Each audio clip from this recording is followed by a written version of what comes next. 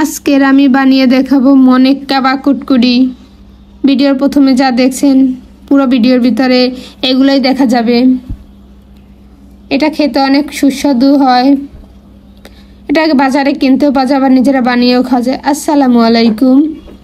আমি প্রথমে আটা নিয়ে নেব 1.5 কাপ। 1.5 কাপ আটা দিয়ে পরিমাণ মতো লবণ দিয়ে দেব, তেল দিয়ে দেব। তেল দিয়ে ভালোভাবে মাখাতে হবে। লবণ, তেল, আটা এটা ভালোভাবে মাখিয়ে এই যে হাত দিয়ে মুঠ করলে যদি এটা দলার মতন হয় তখন আমি এই পর্যায়ে মিশিয়ে দেব 1/2 কাপের থেকে কম একটু চিনি দিয়ে মিশিয়ে ভালোভাবে এখন আমি পানি দিয়ে ভালোভাবে আটার একটা ডো বানিয়ে নেব। সুন্দর করে আটার একটা ডো বানিয়ে নিচ্ছি।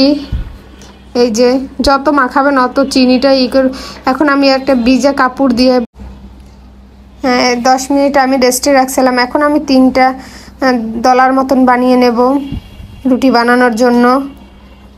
এই যে এখন আমি রুটি বানিয়ে নেব সুন্দরভাবে। যতটুক লাগবে ততটুক করে আমি পাতলা করে নিলাম। একদম পাতলা করা যাবে না, আবার বেশি পুরো করা যাবে না, এটা ফলবে। এই জন্য আমি আমার পরিমাণ মতন আমি পাতলা করে নিলাম। এখন আমি দিয়ে কেটে নেব। এখন কেটে ছোট ছোট করে পিস করে নেব। লম্বা লম্বা কেটে এখন আমি ছোট ছোট করে পিস করে নিচ্ছি। একটা চাকুর সাহায্যে এগুলো সব আমি পিস করে নেব। এই যে চাকু দিয়ে সবগুলো কেটে নিচ্ছি, সুন্দর করে কেটে নিচ্ছি। এই যে